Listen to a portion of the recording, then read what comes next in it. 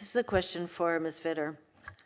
You failed to disclose some materials to the committee. One was from a panel you moderated in 2013 entitled, quote, Abortion Hurts Women's Health, end quote, hosted by Louisiana Right to Life. On this panel, you endorsed the views of the speaker who preceded you, Dr. Angela LaFranchi, an anti-abortion doctor known for trading in the widely debunked claim that abortions cause breast cancer. The speaker's materials also claimed that birth control pills make women, and I quote, choose partners who share a similar genetic profile, causing them to lose interest in sex and become more likely to be the victim of violent assault and murder, end quote. You urge the audience to distribute her materials, making these dangerous claims to their, as you put it, pro-life doctors for display in their waiting rooms. Do you believe the claims that Dr. LaFranchi makes that abortion causes breast cancer and that birth control causes women to be assaulted and murdered? Because you did indicate at that time, and urging women to look at this this material, you called them facts. So, do you believe the claims of this doctor that abortion causes breast cancer and that birth control causes women to be assaulted and murdered? Senator, if I may just put it in context and be happy to answer your question. I was a moderator of this panel put on by Louisiana Right to Life. I was not one of the speakers of the panel. I was trying to facilitate a discussion, and I didn't choose the speakers. In answer to your question, I'll be quite frank, Senator. You know, you've heard a little bit about my personal background with my family with breast cancer.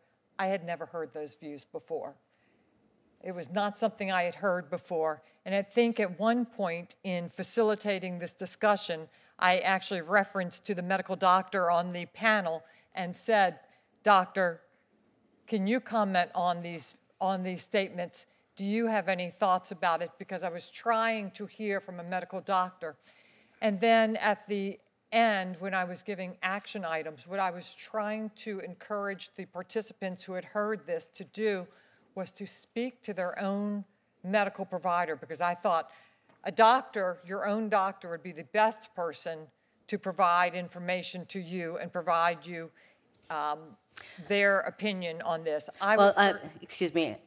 I don't like to interrupt any of our nominees, but I don't have very much time. So subsequent to this panel discussion wherein you said this is the first time you ever heard those views, are you aware that these views have been massively debunked as not facts? Senator, I have no background. I'm not a medical professional. And as I said before, I had never heard those opinions before. And so I thought it was best that the people go and speak to their own doctors and bring the brochure. Well, judges have to apply common sense. Does it even make sense to you that birth control pills people who use birth control pills would be more likely to be assaulted and murdered? Does that even make sense to you? Senator, no, clearly that does not make sense to me. And I was encouraging people to speak not on that point, but on any of the medical facts to a medical professional about it and to follow up directly with their medical professional. But to your answer to that question, no, that does not. At the time that you urged the people who attended that panel discussion to have these take these materials, did you think that the so-called facts in this brochure made sense? Because you did urge them to take these materials to their doctors. Senator, if I can recall it correctly, I believe what I said was encouraging them to take, and I did say facts, and then I stopped myself and said brochures to your medical doctor. I think I was questioning myself. Take them to the medical doctor to have a discussion with your own doctor so that your doctor could discuss with you his or her thoughts on what was in the brochures. Mr. Chairman, this nominee's views on a women's right to choose are very well documented, so I will like to have a second round of questions as I am over my time. Why don't you, I have just a few questions, but why don't you just continue on, Senator, and ask your questions if you're comfortable doing that? Do I have another 5 minutes? Take whatever time you need. Oh, you heard that. Thank you very much.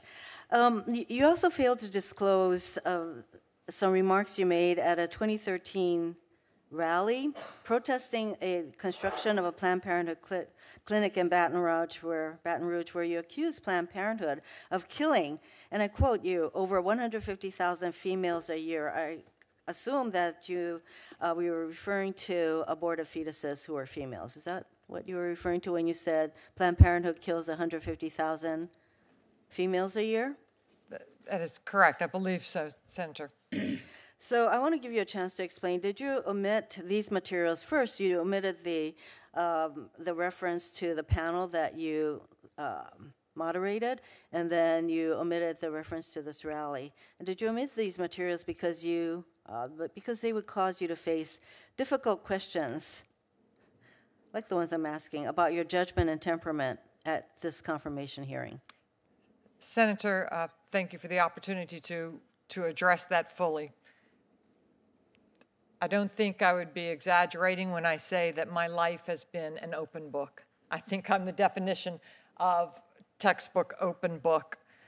And it was always my intent to provide this committee with a full background and explanation of both my personal and professional life. I wanted you to have a full appreciation for my life. Because of my husband's 7 campaigns, my public speaking, my jobs, there was a great deal out there. But my intent was always to be responsive and forthcoming.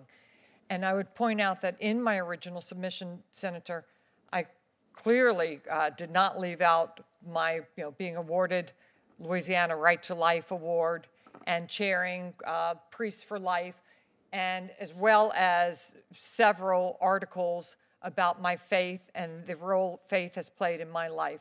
So there was never any intent to do anything but be forthcoming with this committee about both my personal and professional life.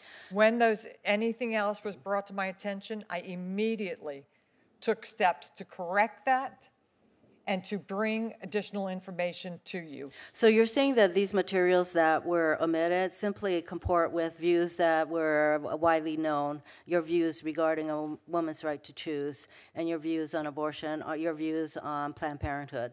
They were widely understood by everyone. I can't speculate on what they understood, but I can tell you, Senator.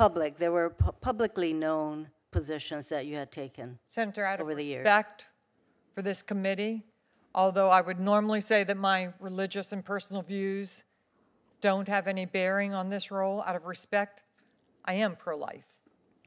I am going to say that. I will also look you or anyone else in the eye and say that those views I take seriously to set aside. Just as Mr. Tostrud said, if anyone comes before me, and I did this as a prosecutor, I understood that what they were there before me, whether they were a victim or a witness, that's the most important matter to them. And I am going to look at every matter, every case, based on the facts brought before me and the law. When I was an assistant district attorney, nobody asked me, do you believe in this law or this law, and will you only prosecute the ones you agree with?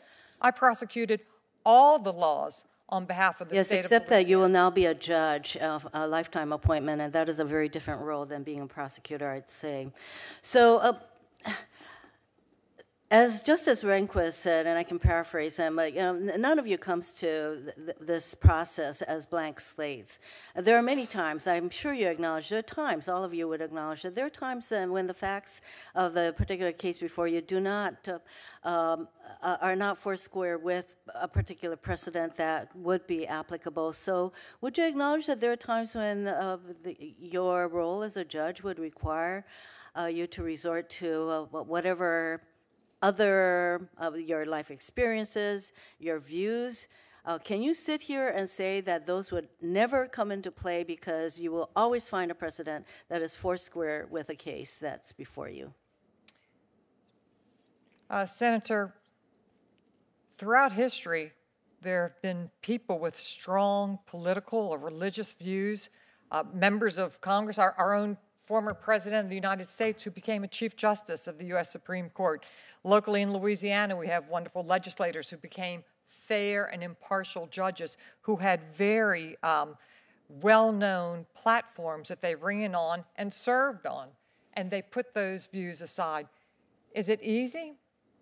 I don't think so. I don't think anything about this is easy. I take it extremely seriously. I understand the gravitas of the position that you are considering me for. I am humbled and awed. My integrity means more than anything else to me. And if I say that I will take a conscious effort and put aside my personal views, my religious views, and my political views, and judge a matter on the facts presented to me in the law, that's what I will do. And well, that's that is the crux of my question, that sometimes Senator, the facts do not comport, and therefore. Would be your last one. I want to make sure that everybody gets a chance. Thank you very much. I think that everyone understands that there are going to be times when judges are going to have to rely on their own life experiences, common sense, et cetera. And so I think that, it would be helpful for people to acknowledge that Justice Rehnquist was not off base when he said that you do not all come here tabula rasa. Thank you very much, Mr. Thank you, Chairman. Senator. Senator Lee. The controversial views that you were referenced earlier were not your own, correct? That's correct, Senator. And in fact, you directed people to seek their own input and not blindly to follow those views that were being expressed. That's correct. I thought a medical professional would be the best person to speak to those views, as I had never heard them before. As a lawyer and as someone who has been married to a longstanding public servant, you've had a lot of public speaking opportunities, haven't you? Many, hundreds. And your views through those speaking experiences have been made clear, and you supplemented the disclosures you made. But even prior to that, it's not as though there was any mystery about your personal views on certain topics. Is that correct? That's correct. My intent was always to present this committee with a full picture of my life. There was never any intent to hide anything, and any omissions were simply that, omissions. They were inadvertent, and as soon as they were brought to my attention, I took steps to correct them because I wanted this committee and everyone here, out of respect for what you do, to have a complete and full picture of my professional and personal life. Thank you. It's important to me that you know and that other members of the committee know your religious views are your own. They're no one else's business other than your own. And I hope we never get to the point as a country where a religious viewpoint becomes either a qualification or a disqualification. In fact, we have multiple provisions of our Constitution that expressly prohibit that from happening. I hope it never happens. Thank you. Senator Harris. Thank you, Senator Kennedy.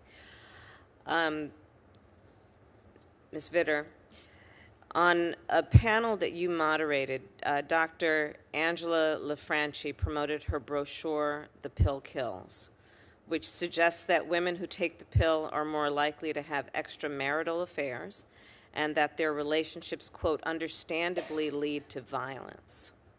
You praised her work and encouraged the audience to bring it to their doctors' offices. Do you believe that birth control pills cause women to have extramarital affairs? Senator, I was a moderator of that panel and trying to facilitate a discussion. I was not aware of what the speakers were going to speak about beforehand. And no, I had never heard those views before. What I was had not heard those views that she expressed during the panel?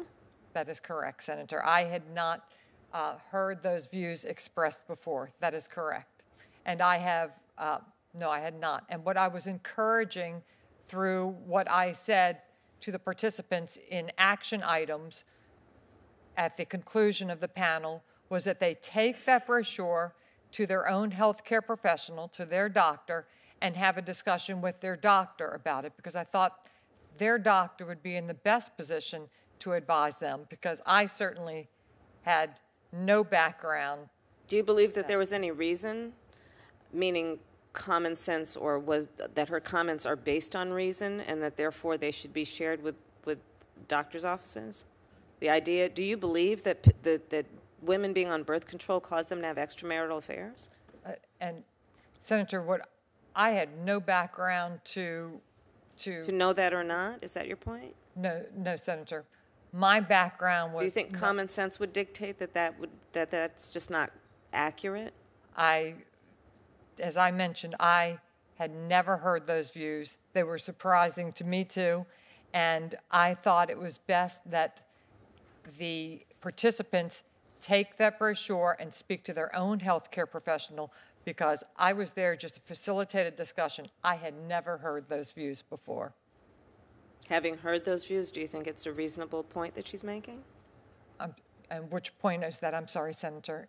Which the point? The point of our discussion, that the suggestion that women being on birth control causes those women to have extramarital affairs. No, Senator, I do not. Thank you.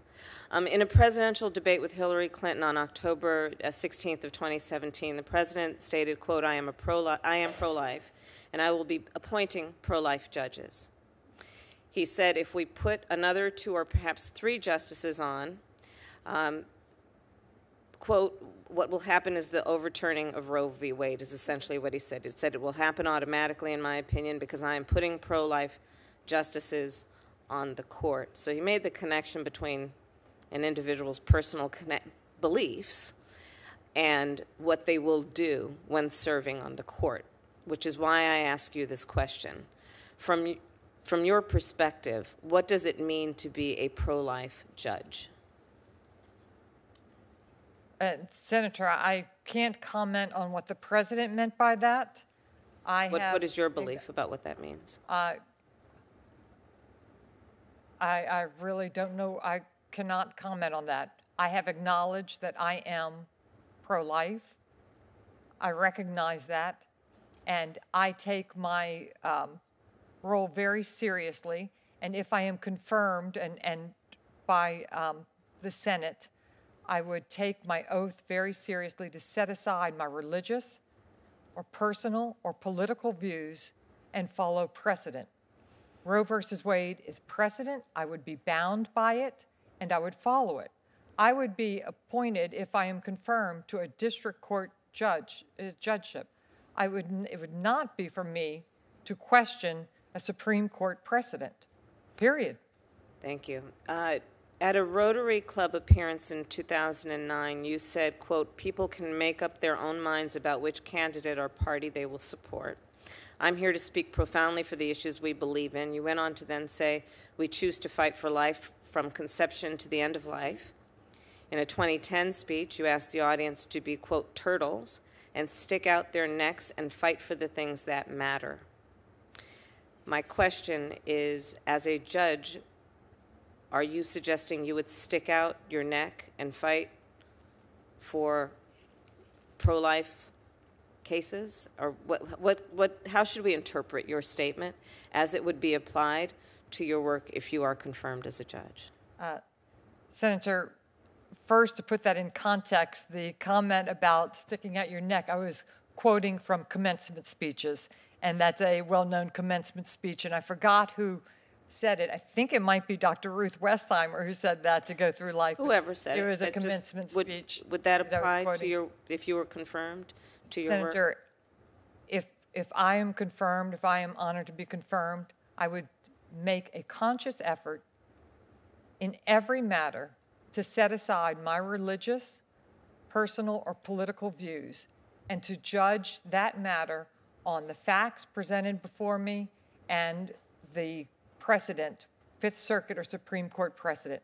My religious or any other views would have no bearing on the matter before me. Thank you. Thank you. Senator Blumenthal.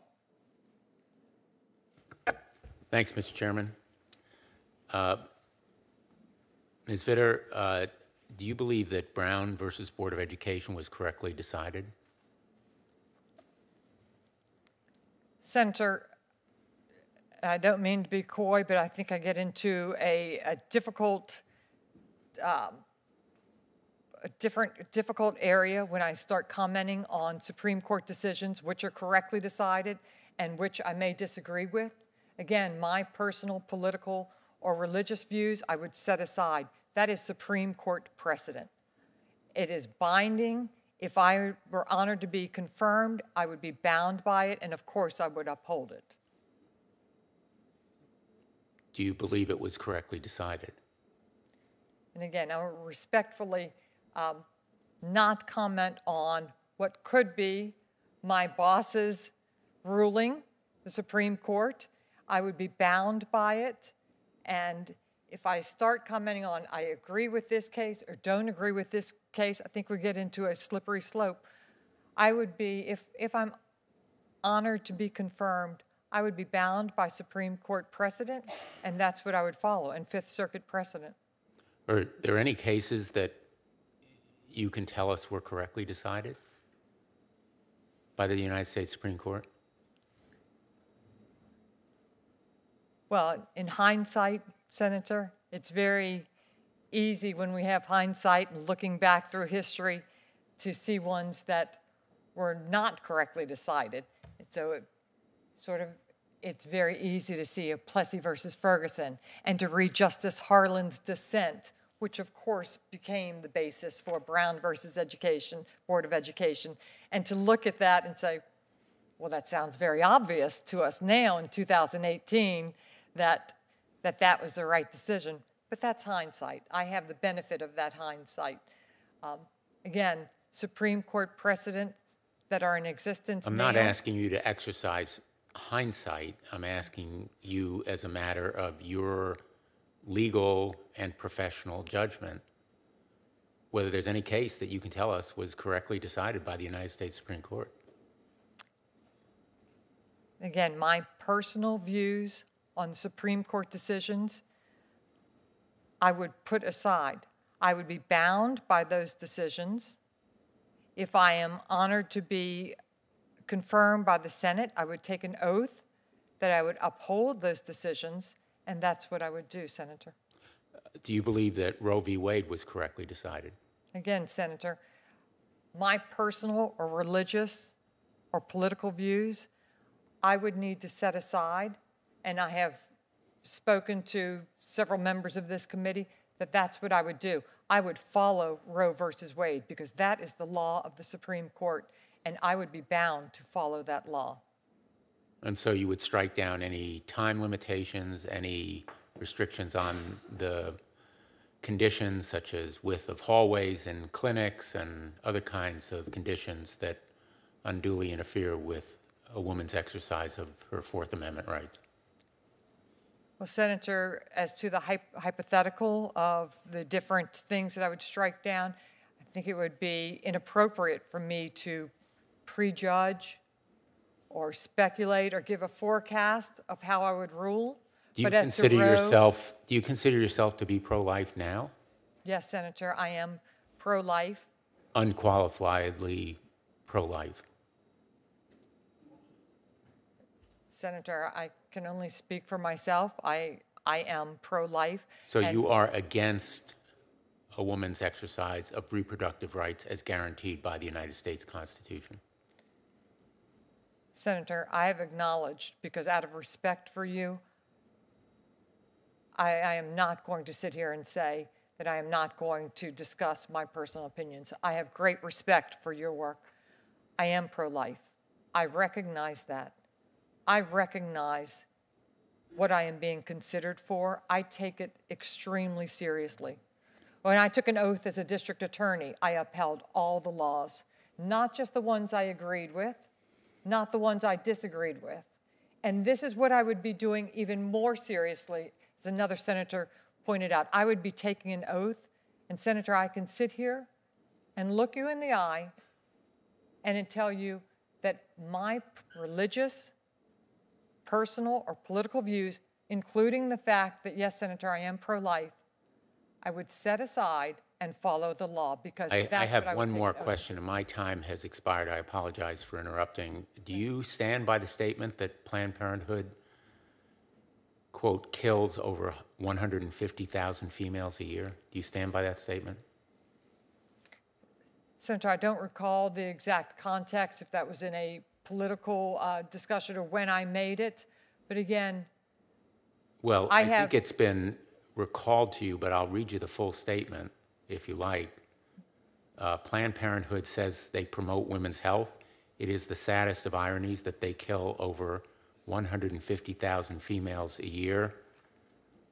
The first step in promoting women's health is to let them live. And that statement was made in 2013, I believe. yes, Senator, I do recall that statement, Senator, and I have acknowledged that I am. You stand by the statement that Planned Parenthood kills 150,000 females a year. Senator, I don't know. I am pro-life. I will set aside my religious or my personal views. My personal views in this role, I need to make a conscious effort, and will do so, to set those aside. I'm really not asking you about setting aside Senator, your personal views. this could be your last one. This will be my last question. I'm asking you very simply. You said Planned Parenthood kills 150,000 females, 150,000 people a year. Do you stand by that statement? It's a yes or no, and that is my last question, Mr. I appreciate that. And Senator, I feel, again, my pro-life stance has been made very clear. I have been very upfront with this committee about my views and about how serious I take it, and that I would set aside any religious views or any personal views if I were to be confirmed. Senator Klobuchar. Thank you very much, and I appreciated all the answers everyone's given. I'm going to follow up with you, Ms. Vitter, on the record on some of these questions, because I do find it troubling, because I think Senator Blumenthal was asking you a factual question. It wasn't a view of whether a case was rightly decided or not, and I will deal with that on the record. But I wanted to end by thanking our two Minnesota nominees. Professor Tostrud, thank you very much for a job well done, as well as Judge Brazel, thank you very much, and we wish you well. And I'm very pleased we had a really bipartisan process in Minnesota, and we produced two very good nominees. And thank you to all of you, as well as to you, Judge Summerhays. Thank you. Okay. Judge Brazel, do you have personal feelings on abortion? I have certainly considered the issue over the years as... Notwithstanding those feelings, are you willing to follow United States Supreme Court precedent? Absolutely. My personal feelings have no business in the courtroom, and that's what I've tried to live in my time as a state court judge. Okay. Judge Summerhays, do you have personal feelings about abortion? I will echo what my fellow nominee. It is an issue that I have thought about, but my personal viewpoint is irrelevant. I have a very long record on the bench, and I have always applied precedent, or where there wasn't precedent directly on point. I analyzed free and clear of my personal preferences. Okay. Professor, same question. Do you have personal feelings about abortion? Senator, I've certainly thought about the issue. I'm sorry? I've certainly thought about the issue, Pull Senator. that mic a little closer there. Sorry. Yes, I've certainly thought about the issue, but I would then repeat what my fellow nominees have said, which is that those views can't and won't affect how cases are decided if confirmed. So notwithstanding your feelings, your personal feelings about abortion, as a United States District Court judge, you're going to follow Supreme Court precedent? Yes, Senator. What you're saying? Ms. Vitter, do you have personal feelings about abortion? Yes, Senator. Notwithstanding those feelings, do you intend to follow United States Supreme Court precedent as a federal district court judge? Yes, Senator. Okay. Judge Brazel, You've Yes, thought sir. about the Second Amendment, I bet. Do you have personal feelings about the parameters of the Second Amendment? I have certainly thought about it. I don't know that I have personal feelings about the parameters of the Second Amendment. Okay. Well, notwithstanding those thoughts, do you intend to follow precedent of the United States Supreme Court? Absolutely, in the Eighth Circuit as well. Okay. Judge Summerhays, have you thought about the Second Amendment? I have thought about the Second Amendment, and I will follow precedent, Okay. Notwithstanding your personal beliefs? notwithstanding my personal preferences. Okay. Professor? Yes, Senator, I have thought about the Second Amendment, and notwithstanding my personal beliefs, I would apply faithfully precedent of the Supreme Court and the United States Court of Appeals for the Eighth Circuit. Ms. Vitter, have you thought about the Second Amendment? Yes, Senator. Notwithstanding your thoughts or feelings, do you intend to follow United States Supreme Court precedent? Yes, Senator. Okay, I got one more for you. I understand the reluctance for you to comment on precedent. So I want to put it another way. I'll start with Judge Brassel. Do you believe that having schools segregated by race, even if they are equal in terms of instruction, is a good social policy? It simply is not my role here to comment on social policy. The United States Supreme Court has told me I'm that... not asking you about precedent. I understand. I'm just asking you, do you believe separate but equal is good policy for our schools? I do not believe that it is good policy for our schools. Thank you, ma'am. Judge Summerhays? I would echo that. I do not believe it's good policy. I mean, there are certain, historical moments in our country, and I will get back to precedent. The Supreme Court has very clearly agreed that. I'm not asking about precedent. I understand. I'm just asking you. I agree that it is bad social policy.